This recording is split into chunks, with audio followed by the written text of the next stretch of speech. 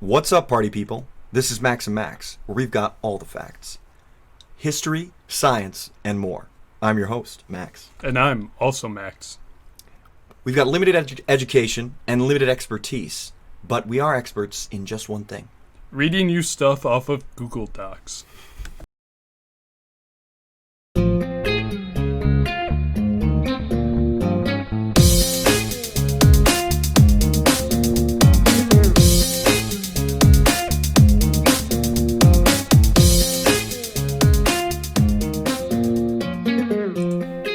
Welcome back, everyone. We're going to change things up today. I'm actually going to speak first, and I'm also going to introduce myself because Max doesn't know what I'm talking about today. I can't. Introductions aren't my thing. But our topic today is going to be about the criminal justice system by and large in the United States, the history of the court system and the history of law enforcement. And not to comment on it, we're not experts in the field. Neither of us are criminals, in case you're worried about that. Neither of us have been through the system. But we are a part of the system, and we all take part in it by voting and contributing every day, and we wanted to present that to all of y'all. Yes, we thought it would be very interesting for you guys to learn about. Yeah, and we learned about it too. Many people know, but are remiss to think about the history of the United States. A lot of people think, oh, the Constitution was founded after our independence. Independence 1776, the Constitution ratified 1789, and our laws go from there. But actually, the United States, being the big melting pot that it is also a melting pot of legal systems from all over the world, mostly Europe. Mostly, yeah. Including Dutch law, French law, and English law. That was popularized that was ratified into its system in around the 1600s, because the United States was first colonized by the Dutch and the English. The colonies, the 13 original colonies. Yes. The Dutch and the English in 1609. Jamestown was the first English colony. Yep. And during that time, the English monarchy and parliamentary system of government was pretty solid. And those laws were carried over to the United States. And there's, everybody borrows from other people and that sort of thing. They were not trained lawyers, believe it or not, when we first came over here. Really, Max? I'm so surprised. I thought they were coming out of Harvard. There wasn't even a Harvard yet. And so it made enforcement of laws kind of hit or miss, and up to the honor system. Really, there wasn't that many people. Yeah. And but the thing I most want to talk about beyond, I just want to introduce that idea, is the invention of police. Because a lot of people assume, including myself, that police is just a part of governance. Police is just part of being an individual in a democratic society of any kind. But that's not the case. As you could probably have seen in Wild West movies, there's a lot of sheriffs. People say, well, yeah, the sheriff's in charge of the police department. But sheriffs and deputies it was a different system than even we have today. And in Western culture, the contemporary concept of a police was actually developed by French scholars in the 17th and 18th centuries. And then it first came to North America in Canada, actually. Okay. As we know, makes sense. Yeah. France and England kind of got married, had a baby, and it was Canada. After the troubles of the French Revolution, the Paris police force was reorganized by Napoleon himself. Napoleon the First, excuse me. I wonder why. He definitely didn't. Yeah. And by government decree, in 1829, 30 years after it was reorganized, they started wearing matching uniforms. Okay. And then it was eventually brought to North America in 1834. The Toronto Police was one of the first municipal police departments. Wow. It was followed by police forces in Montreal and Quebec City. So shout out to our Canadian fans. I'm sure there's tons. Oh, yes. So many of them. And then the first organized police force, similar to what we have today, it was in Boston in 1838. Yes, I remember. New York, 1844, and Philadelphia in 1854. And all that is to say that policing, regulating laws, usually fell to local leadership, mayors, and militias. hence, we might cover it at some point, the Second Amendment of the United States Bill of Rights. Militias were major contributors to the Revolutionary War. Yes. They were, I don't want to speak out of turn, but they were kind of like neighborhood watches, Yeah. They were local men, usually young, with their own weapons, organizing to respond to civil unrest, to violence. You look at the Whiskey Rebellion. This was, they did not use policemen, they used militiamen to quell the insurrection. So there definitely was that feeling that, the militia were more or less in charge of what we term now policing. Right. And early on, and this might not be too different now, but police corruption was very common because there wasn't a lot of checks and balances for these individuals. Because with a militia, everyone kind of knew everyone. I mean, this is conjecture on my part, but it seems to turn itself out. Everyone kind of knew everyone. If you were able to be in the militia, you were in the militia, and you kind of just went out there, did your thing. You fired your muskets. You had to reload them. But as police were organized, by higher leadership, given munitions, given authority over people, people started bribing people off. I mean, that's kind of the way things go. Yeah, absolutely. And the 19th century, as we covered again, it kind of all goes back to Mr. Grant. I mean, we covered how important Grant and Lincoln, a lot of those presidents in the 1800s in the United States were, but also how much political strife and corruption existed at that time. Onward we go to 1905. The Pennsylvania State Police were the first police assigned to a state. Interesting. Okay. So we're seeing, over time, militias based on old French and English enforcement turn into French Napoleon organized police. Canada comes down to the U.S., goes into state police. And state police, some people don't know, police offices are technically businesses. They're subsidized by taxes. Yep. We pay the police for their work. Yep. Most police do their jobs based on local taxes. Yeah. If you didn't know, it's kind of like, the fire department. Yes, your taxes go to the fire department as well. Yes. They are state employees. Slightly socialist ideology. Oh, yes. A little socialist there, Max. Your socialism is showing. Oh, God. But, I mean, this is... 1905 was the first time that it was state police, which is very interesting to wrap my mind around. Being a young person living in this country the way it is, with the Patriot Act, with the fallout of 9/11, and the NSA, the FBI, the CIA, all these organizations kind of stem from the 1900s. From the 19th century.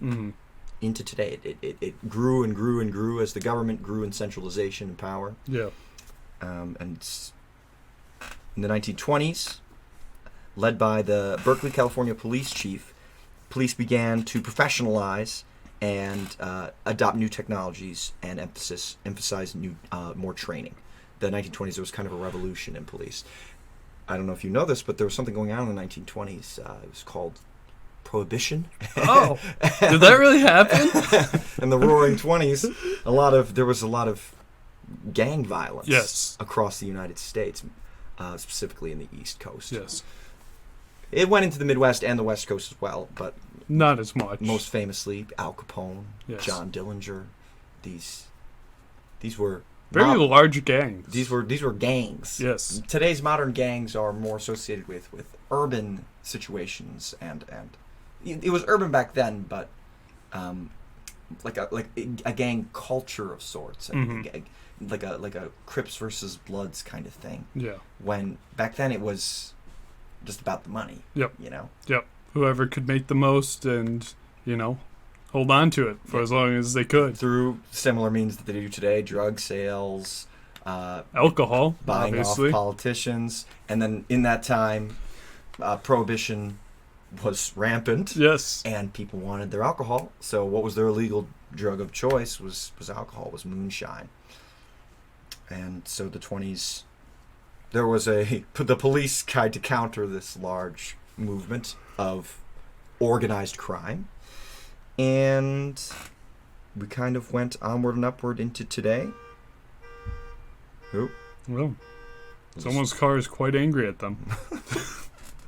Oh, they're coming through the window. No, I'm just kidding. And then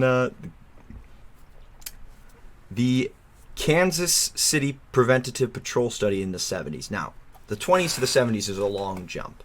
But from the 20s to the 70s, a lot happened with policing. A lot happened culturally in the United States to us as people and to the police force. Yes. In 1954, Brown versus Board of Education made it illegal in the United States to discriminate someone entering a school system or other institutions based on their race. Yes. And up until then, it was legal to do that. And in many parts of the South, police enforced Jim Crow laws.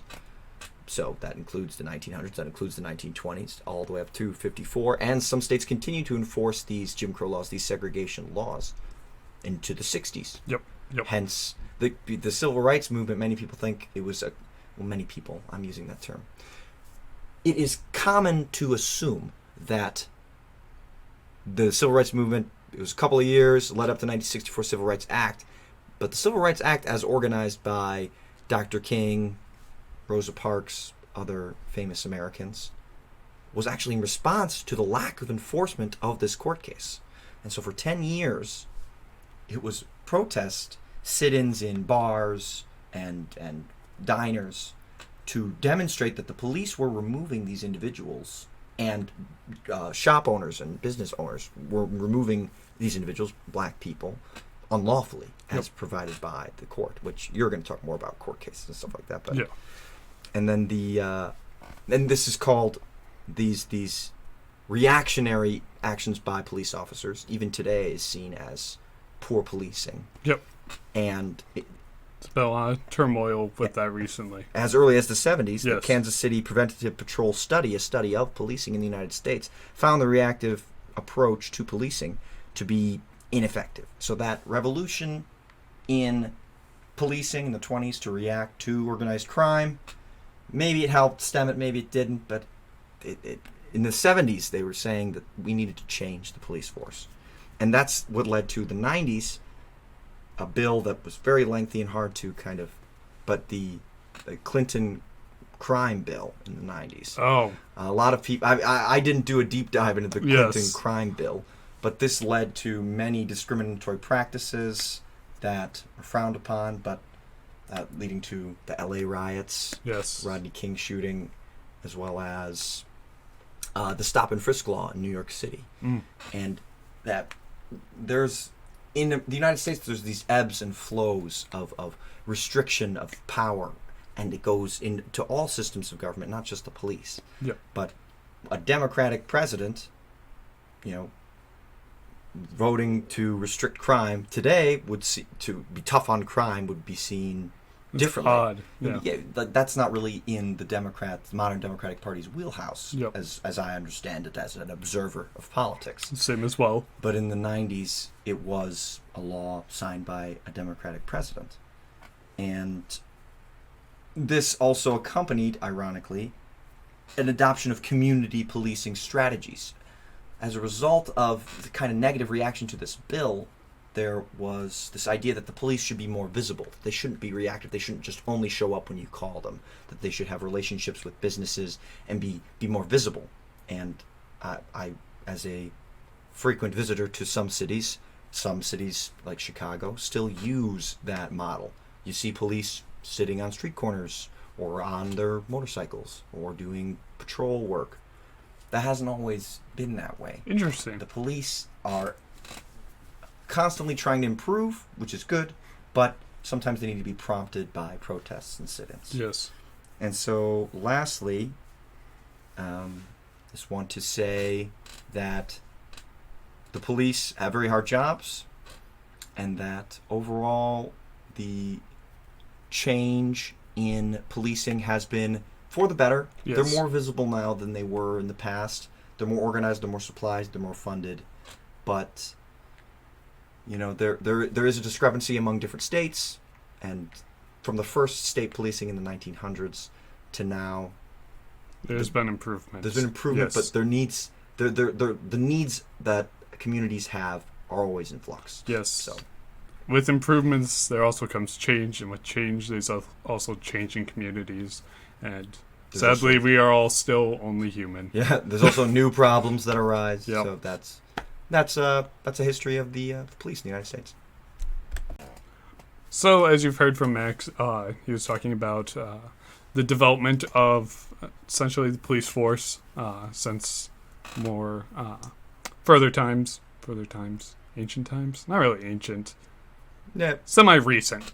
the recent history of police. Yeah, and I'm going to get into more of the history of the courts. The first court was held by a king, King Hammurabi. This is a very famous king. Most people, I think, may have heard of him, but not entirely. Speak for yourself, man. Hammurabi. Yes. Where's he the king of? He was the king of Babylon Oh. from ancient Mesopotamia. He was one of the first real conquerors of the region, bringing Babylon into its full swing as a nation, I would say. It's more of a city-state than a nation. Either way, definitions don't really matter. But he was known for his very fair and his very fair rules. He had very straightforward laws. If you cut off someone's ear, they get to cut off your ear. If you steal a loaf of their bread, they get to take a loaf of their bread or a loaf of your bread. It was a very eye for an eye system. But this was the first court, so it makes sense that... What time period is this? This is ancient Mesopotamia. The first Babylonian Empire would be probably around, I want to say, 3000 BC. Oh my gosh. Yes, this was over 5,000 years ago, possibly 4,000, depending. I could be wrong.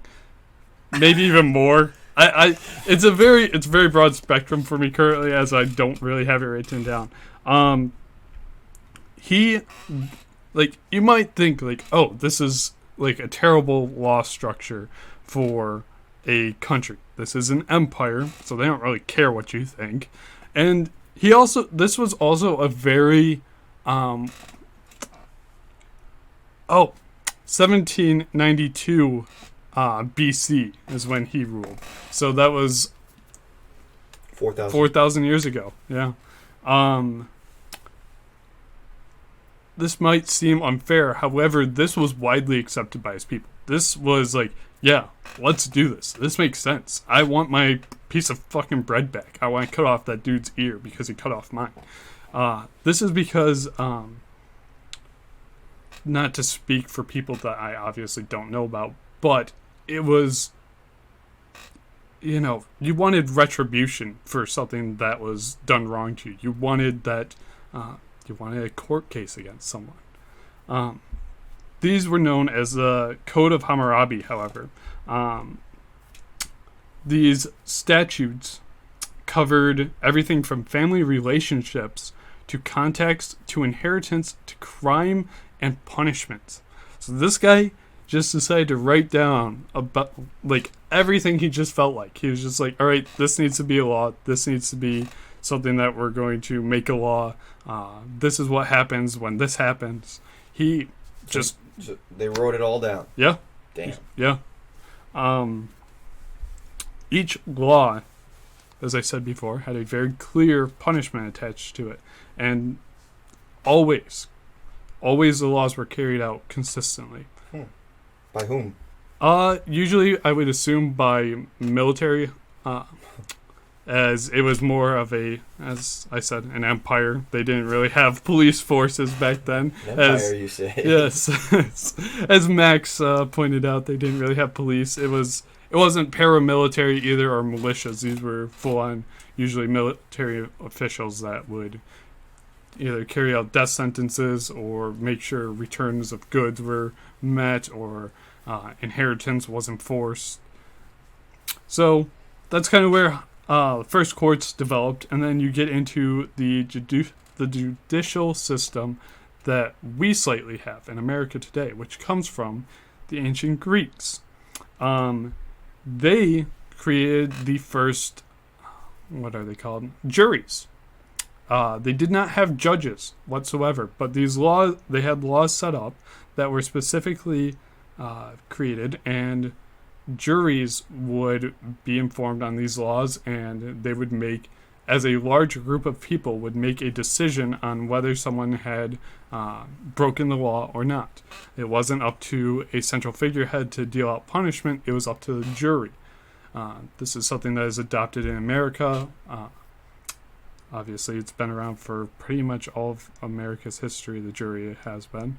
So that's where we got the idea of the jury from. Yeah, like the idea that randomly selected persons of your peers would just be your jury. Yeah, your collective judge. Yes. The ones who see whether or not you're guilty or not. Then you get into ancient Rome, which contributed significantly to the legal systems of many countries today, not just specifically America. As you see, a lot of legal systems in Europe that look almost exactly the same as America. Obviously, laws can be different, but the execution of those laws are usually quite similar to how America does it as well. So, with Rome, you had the foundation of the 12 tablets, which contained 12 tablets. The 12 tablets? 12 tablets. Like the 10 Commandments? Yes, like the 10 Commandments. The Romans were very original with everything they did. They picked something up and they were like, yes, this is good. So it contained the established sets of laws. Some laws included in the 12 tablets include a requirement to appear in court if you are called upon, which is something that is, done in America today. Subpoenas. Yes. The punishment of death for lying in court. This is not done today, sadly. Oh, there it is. But no, this is usually seen in today's court as swearing on the Bible or whatever holy book you associate with. You're lying to God, that's not okay. You're going to hell for it. It's like the concept that America has for this punishment of death for lying under oath. And a prohibition against holding business or political meetings at night. Huh. Which is kind of a weird law. However, it makes sense if you're the Roman Empire, because if people are doing stuff at night, most of your guards aren't up at night, and you can't be certain if it's a full-on insurrection or if people are just getting together for a nice tea party. Usually it's a full-on insurrection if you're the Roman Empire. Really, you don't say? Yeah, just slightly. They have troubles in Rome? I don't know anything about that. No. People loved it there. It was great. People loved being conquered. Yeah, everyone loved learning Latin. However, China, ancient China holds the top honor as the country with the longest continuous legal history. Wow. Yes. Like to today? Till today. They have everything recorded, or at least mostly, not everything. How far back is that? Since Confucius was around. What? Confucius? Yes. China law was influenced by Confucian codes of conduct. So Chinese law of today comes from Confucius's code of ethics. Wow. Yes. Which these code of ethics, if you don't know, focused on people's individual responsibility to be virtuous without having the law dictate their actions. The Xi dynasty, not Xi Jinping, as some might think, the Xi dynasty, which is was the first of the Chinese dynasties,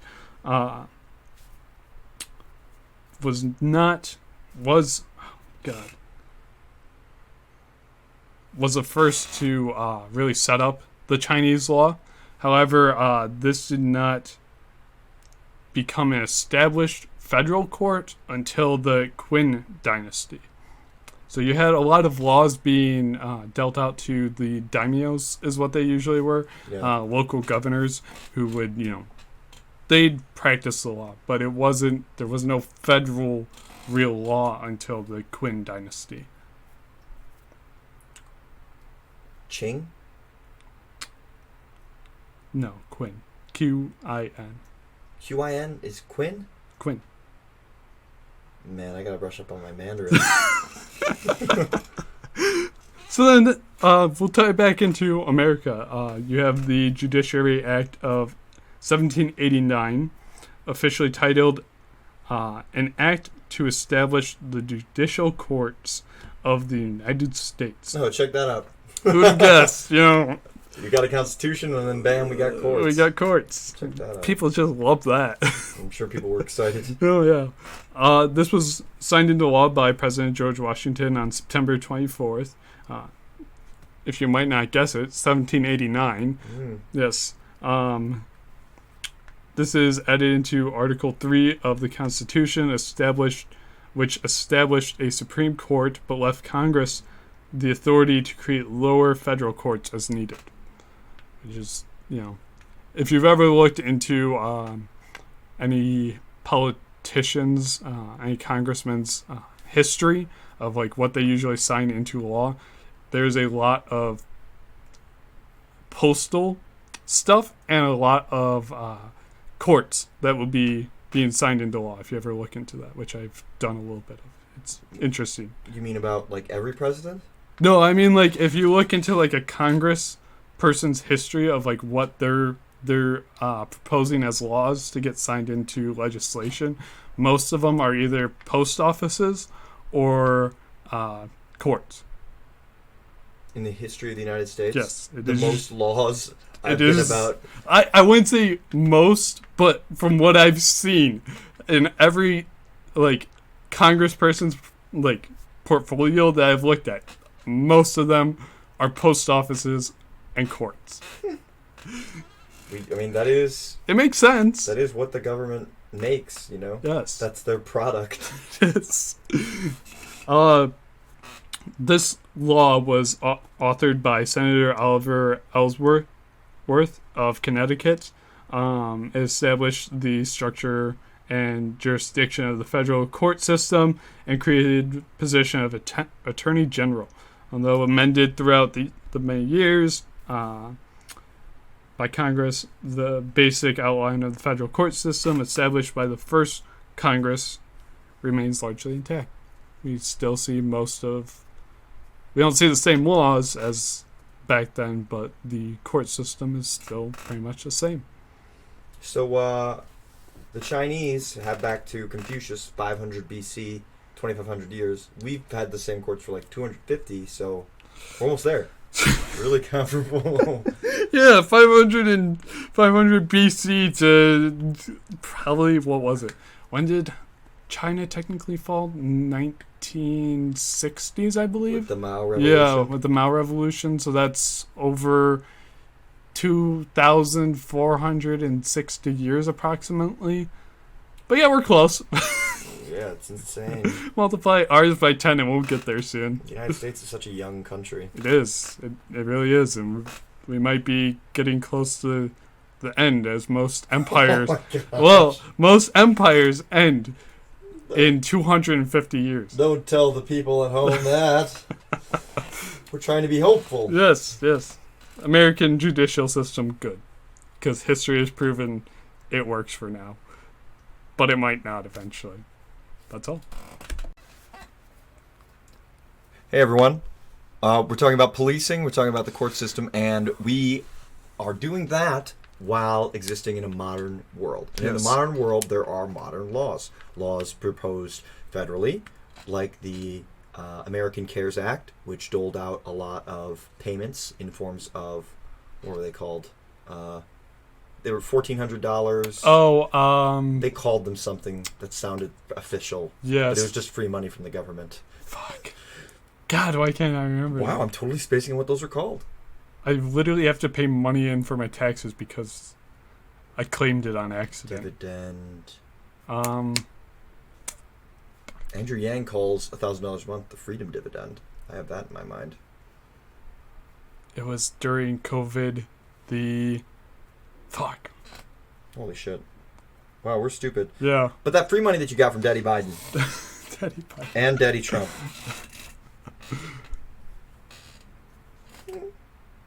What the heck is it called? They're not grants, but they kind of act like grants. God, I can't remember it.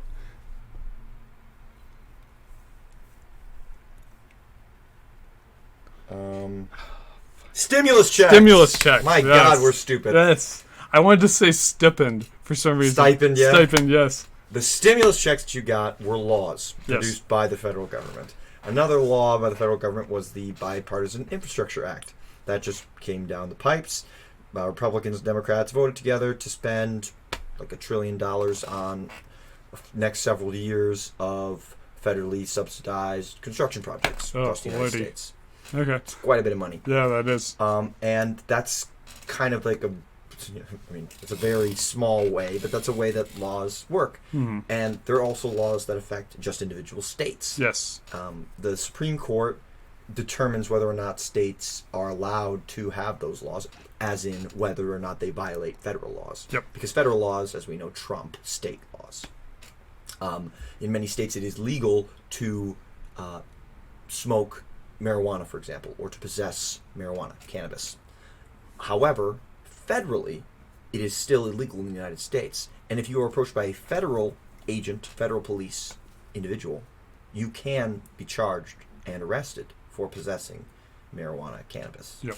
Even though in Colorado, I know it is legal. It's completely illegal. Which is interesting, and be careful out there, kids. Yes. Know your laws. Yeah. Don't talk to the feds, boys. Yeah. know your rights, and make sure you're aware. The Fed trumps everybody. Yep. And we wanted to talk about a law that we find that is controversial in nature, but we do not wish to discuss it for its controversy, merely for the fascinating ramifications of a law like this. Yes. Max? So this is the heartbeat bill. This was famously passed in the state of Texas, to no one's surprise. Yeah. Just last year, the Texas Heartbeat Act. Yes. This specifically allowed individuals, this is a key wording to it, to prosecute or sue someone who they know is having an abortion after a heartbeat was detected in that child or fetus, however you'd like to term it. So yeah, this is the very key word there, though, is individual, as a state cannot go after someone for having an abortion due to Roe versus Wade. And Planned Parenthood versus Casey. Yes. Regardless of your feelings on abortion, we are not, prognosticators of the knowledge of the United States, where we're going with laws. That's not what we're talking about. No. We specifically want to point out this law is the first of its kind. There are no other laws like this in the United States. None. And I will read from the horse's mouth. This is the Texas Heartbeat Act. On texas.gov. It quite literally says... It says a lot of things. It's actually very long. It's 24 pages. 24 pages. Guessing no one really read it, besides the legislators, but even they might not have. Notwithstanding Section 171.005 or any other law, the requirements of this subchapter shall be enforced exclusively through the private civil actions described in Section 171.28. I don't know if the folks at home know this, but with writing bills, previous bills that are on the books in a certain state legislature are often referenced. That is what they're denoting with these numbers. Based on context clues, these sections are, in the previous state penal code about private citizens doing, enforcing laws. Yes. That with legal language in the U.S., you can only specifically bring laws up to be passed by a legislative body if it is specific and exact to what you want. So you can't pass 2 laws at once within one law. Like, it has to be, this is the Texas Heartbeat Act specifically about this. Yep. You can't pass, we're going to make all grass green or something. I don't know. You can't just throw that in there. You have to be specific about exactly what you want and to refer the basis of this bill.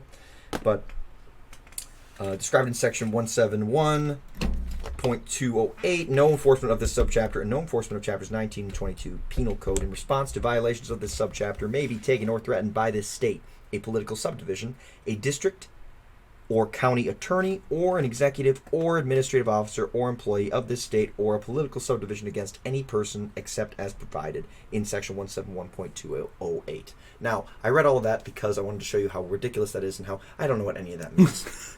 But the point is that is basically saying what Max just said.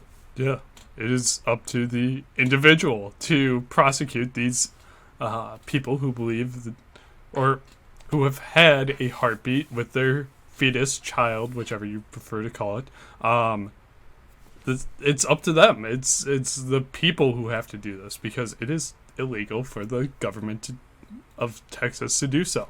Right. The government of Texas, based on the court cases, the landmark court case, Roe versus Wade and Planned Parenthood versus Casey in the 70s and the 90s, and the Supreme Court ruled that it is illegal to provide, for lack of in SparkNotes version, undue burden on a mother. Yes. With laws for the first trimester of a fetus in her womb, and they got around this legally by, instead of allowing the state to provide the undue burden is being enforced and foisted, thrusted upon the private citizen. Yes. And which is just so interesting. Like, I was just talking about like police, and you were talking about like courts. Like, this is new. This is legalizing vigilantism. Yes, in a way. This is like Marvel superheroes. Yes, except no superpowers and just a bunch of weird personal stuff. Yeah, like, people asking you if your kid had a heartbeat or not, and whether or not they're willing to sue you for $10,000 and all legal fees paid. Oh, yes, that's part of it too. Yes. Here it is. Statutory damages in an amount of not less than $10,000 for each abortion that the defendant performed or induced in violation of this chapter, the bill, and for each abortion performed or induced in violation of this chapter that the defendant aided or abetted, and costs and attorney's fees. So, and the reason we bring this up, beyond its intriguing qualities, is that the Supreme Court, this was appealed to the Supreme Court naturally, as most laws of controversial nature are. That's kind of what the Supreme Court's job is. Yes. The Supreme Court deferred action on this bill. They were like, well, no one's done it yet. No one has sued anyone yet, as far as I'm currently aware. This bill was passed, 6 months ago now? May 19, 2021. Almost a year ago now. Yeah, actually. Wow. But they deferred action on it until further notice. They basically said, we don't really know what to do with this. Yeah. They're like, this isn't in the Constitution anywhere, so getting to either agree to this or disagree to it is going to be very hard. As some people may know, the judiciary system, the Supreme Court especially, is supposed to look at the Constitution and interpret it in a way to create legislation, not to create legislation without the Constitution. But, yeah. Then there was another act that was passed through Texas that I found interesting towards the end of a column that I was reading. This was known as the Human Life Protection Act, the House Bill 1280, which was passed later that year. Doesn't give an exact date. But this law prospectively bans all abortion in Texas except to save the life of a mother if Roe v. Wade was overturned. And this, to me, brings up the question of what about now? What about the heartbeat bill? As we haven't found any thing pertaining to a mother who has complications to her life if she bears a child that she does not want to. Why does it come in? Like, does it come in? I remember there being some debate over whether or not this didn't allow mothers who had birth complications or possible danger to their life being, like, it allowing them protection under this law. And we can't find really anything on it. So maybe it's listed in another one of the bills, but I'm pretty sure that bill, in its very wording, is only coming into effect if Roe versus Wade is overturned, explicitly in the bill. Another fascinating idea. Yes. The idea that a law is waiting on a court to change its mind about something. And I wonder if it's the only one. I couldn't imagine. Well, actually, I can. I can kind of throw a rider on this because I'm a nerd, and that's why y'all are listening. There's this kind of idea in the United States election system that if you win a majority vote in a state, you get all the electoral votes from that state. Yes. But in some state constitutions, it is not required by law in that state to send all of the electors, the presidential electors, to represent that majority vote. For example, Maine. Maine splits their electoral college vote like 3-1. Was this past year? Three votes went to President Biden, and 1 went to former President Trump. And in Nebraska, 2 went to President Biden, and 2 went to former President Trump. I'm not exactly sure on those numbers, but the point is, those aren't the only states where it's not required by law. However, they do it anyway. Yes. Like, I don't want to put words in these states' mouths, but in theory, a state like, Indiana could, if a state was 60% for one candidate and 40% for another, they could send 6 electors. Yep. And then 4 for the other person. Yep. Because these electors aren't fairies; they are people that are chosen by the political institutions to be the real voters. Yes. Like we to be the representatives in a way of the state's vote. The popular vote is often shown on CNN and Fox and MSNBC and all that around every presidential election, and you're like, oh yeah, this person got 50 million, this person got 40 million, so the person with 50 million wins. But that's not how it works in the United States. You have to win the Electoral College, which is a majority of the votes in the majority of the states. Yes. And there are state laws on the books with this sort of, back to the idea that they're waiting for an overturned court case. They're waiting for enough states in the union to adopt this idea of popular vote politics. A state like California has this bill on the books that if enough states amassing to the current total of like 270 electoral votes needed to elect a president agree interstate that they should choose the person who wins the popular vote, they will do it. Interesting. It's okay. Like this weird little idea that like some states have currently, but no one talks about it. But that would be a very make presidential elections even weirder than they already are, I feel like. Right, because it's the idea that, for example, if a candidate won Texas, and it had that Texas state legislature had, we're only going to give our electors 30 or 40, however many they have, to the person who wins the popular vote in the entire country instead of just the person who wins the popular vote in Texas. They could cast all of their electors, because of their state laws, for the person that lost Texas. Yes, they really could. And I think that even happened prior to what we see as normal. Obviously, we're getting slightly off topic from the heartbeat bill, but this is also an interesting line of thought. But they did used to do that sometimes. Like, it wasn't always that... faithless electors. Yes, they just were like, all right, we like this person better. They're going to be... they're going to get our votes. Yeah, all that is to say, there are some laws on the state level that are worded very strangely. Yes. And are intentionally made, as this Texas law is, to skirt around the Supreme Court of the United States. Yes. Which is admirable.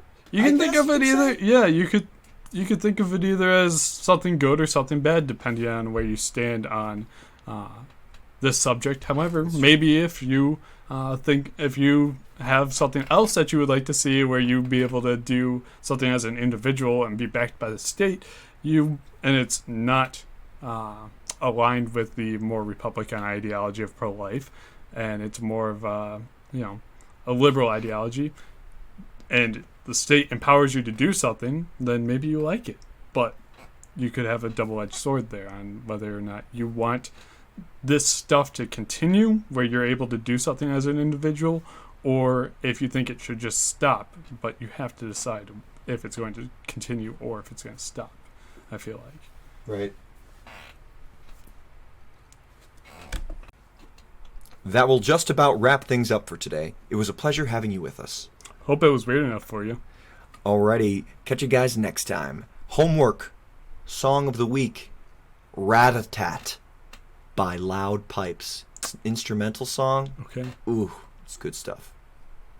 My only thing is you should eat horse chips. They're pretty good. Yeah.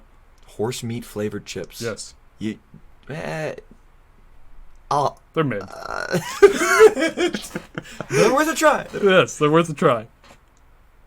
Peace out, bitches.